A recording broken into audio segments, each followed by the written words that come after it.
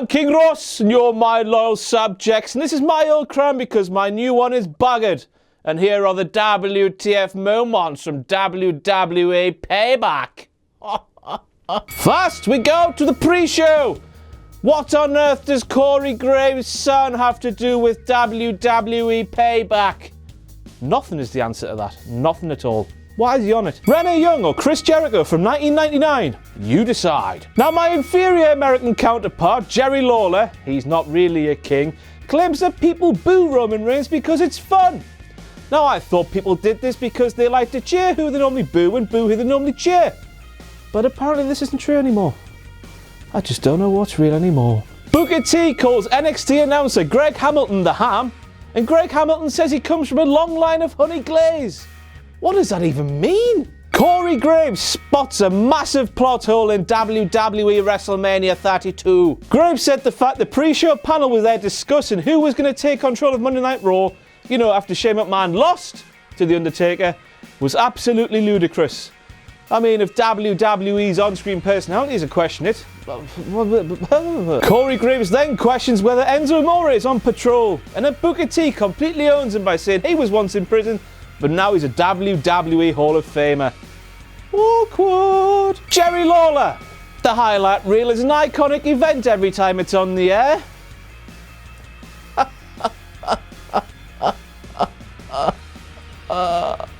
Baron Corbin got shunted to the pre-show. That's the way to build a star, WWE. That's the way more eyes will get on him. Oh. Baron Corbin's trousers. What are those? Ziggler replies to sleeper hold to Baron Corbin. Mauro Ranallo calls Baron Corbin Byron Corbin. Oh dear, Mauro. Oh dear. Fucking Saxton getting in the way of everything. Dolph Ziggler defeats Baron Corbin. Bye-bye, Baron. Enjoy Superstars. Hey. Ryback doing CM Punk things down to the ring while wearing a belt that says pre-show stopper. I'm starting to like heel Ryback. Kalisto's head was heading towards the apron at a rate of knots, and Ryback caught him like a little child who fell from heaven. He saved his life. JBL's pop. Why? He's terrible. And now for the main card. And first of all, the Resurrect Ascension sign, which would be a little bit too hard when Connor's been a naughty boy, isn't it? Brock Lesnar guy has a new gimmick. He's now known as Booty-O's guy, as he was caught dancing with a box of the wonderful cereal. I say dancing, but I don't know what he was really doing. Xavier Woods hitting on Beyonce, even though he's a freshly married man. Well, I suppose it is Beyonce. Let's let him have it. Let's just get it on. If AJ wins, we riot. Because you know, Money in the Bank 2011, CM Punk, John Cena, Chicago, smarky. Enzo Amore drops his mic on the way down to the ring. WTF, hey. Ooh, we're clutching at straws already. The sign that read Cesaro's evil twin brother. I didn't realise Simon Miller was in attendance. Enzo Amore's injury.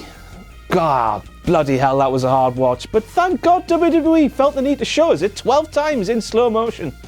God, that just, oh yeah. I see what you did there, John, describing WWE's medical staff as the best in the world, while announcing in Chicago, you know, the hometown of CM Punk and Colt Cabana, after CM Punk and Colt Cabana did nothing but dismantle them. You cheeky monkey.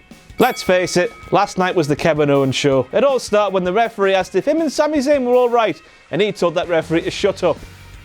I laughed. I don't know about you. Michael Cole. My God, Sami Zayn hit the Blue Thunder Bomb. No, Michael, that's a Michinoku driver. Zayn that hits a proper Blue Thunder Bomb, and Michael says it's a traditional Blue Thunder Bomb because you get non-traditional ones. No, you don't, Michael. Learn the moves. The sign that read, "Put me on WTF Moments." Well, there you go, you cheap, slimy bastard. No, but keep, you know, that was really nice. Keep them coming. Thanks. Kevin Owens screams, "I'm the guy," after beating Sami Zayn. Now, we all know this is true, but Vince McMahon will not have been happy backstage. Smacky bum for KO. The WhatCulture signs. You keep them coming. So a carpet gets rolled out on the floor, and I'm thinking to myself, Eminem are coming back, you know, Joey Mercury, Johnny Nitro, Melina. Well, technically, they did actually, because Maurice and The Miz, you know, like the children speak today. Kevin Owens does not suit wearing a cowboy hat. Biggest Cesaro section ever. Back to the Kevin Owens show we go, and he is now The Rock. And I'm not going to argue with him. He said, know your role. Good on you, Kevin. Should I rename this week's episode KO Moments? Because we're back with Kevin after he broke kayfabe by calling The Miz Mike. Breaking kayfabe with Kevin Owens. It's an idea, WWE. Try and be discreet about it, Dean. I mean, getting on the top rope and saying get the f*** up twice in succession when the cameras are rolling on you, P***G. So after Enzo Amore's exploits earlier in the night, you would have thought that every WWE superstar would be doing their best to avoid those ropes. Not Chris Jericho. He went nut first into them and cut his eye open. Holy f***ing balls. Dean Ambrose actually won a big match. Chris Jericho, a Palestinian flag. What happens next? The camera cuts because, you know, Brazil. Google that if you don't know what it means. It's pretty bad. The biggest WTF moment of the night. Ric Flair makes it to the arena without incident. The "We Want Sasha" chance. Now I know and you know that Sasha is the best. But we've got a Hart versus Flair match and Brett's made his big comeback. Just enjoy the ride, lads. Just enjoy the ride. Those goddamn fucking clowns. Was I the only one that found my eyes constantly drawn to their fucking wigs? Oh, Frank and your friends, just don't sit on the hard cam side anymore, please. The finish to the fucking women's match. Oh my God. Where do we go? Oh. It took 1 hour and 53 minutes for CM Punk chance to make it on the air. And then Vince McMahon actually acknowledged them.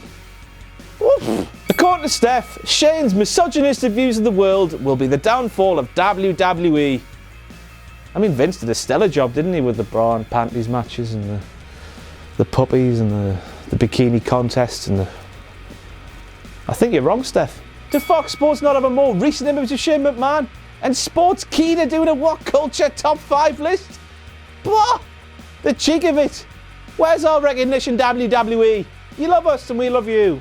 Now, Vince McMahon even said that Shane shouldn't be stood in the middle of that ring after losing to The Undertaker at WrestleMania. I mean, for f***'s sake, Vince, you booked the match, you silly old goat. Move over, Titus. Vince McMahon is a far more deserving celebrity Far of the Year than you ever will be. He wants to see his own children slit each other's throats. Why, oh, why, oh, why, oh, why did that McMahon segment last for 30 f***ing minutes? That's 30 minutes of my life I'll never get back. And don't you tell me that Vince McMahon made the biggest decision in recent WWE history off the back of 2 short promos. This decision had a 6-day build. He could have been in the ring, made the announcement, and then buggered off. We'll get on with our lives. The Beach Ball returns as the main eventer. He was on the Raw after WrestleMania as a mid-carder, ruining Baron Corbin's debut. But Vince McMahon obviously saw something special in him. All the best in the future, Beach Ball. All the best. They muted Roman Reigns' crowd reaction again. The sign that read, Roman still the Virgil. Grammar there. Grammar there. We know what he means, but grammar. The sign that read, Roman sneezes. What does that mean?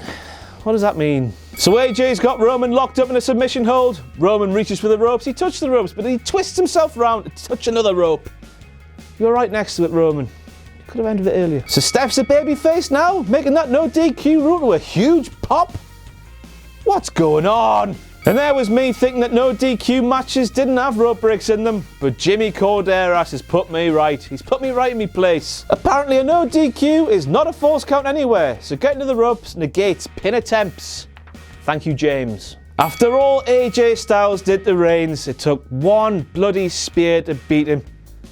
What's up with that? I wish Michael Cole would start to check where the cameras are before reading that script of his when the show's gone off the air. We're seeing you every time now, Michael, and it's just getting worse and worse and worse. So AJ Styles gets a rematch even though he lost. I'm not complaining. Mom, but the internet said Finn Balor was going to be there. Aww. Kevin Dunn, not only a serial crowd editor, but also an editor of pictures after the event. That sign reads, when it rains, it pours. But when you go to WWE.com, it just reads when it rains with a nice big space underneath it. We're not silly, Kevin. We're not silly. We're on to you, Kevin. We're coming for you, Kevin. Now, is it just me and my sick and demented regal brain? But it doesn't look like Big Cass is fearing the worst by turning up to the hospital in a suit.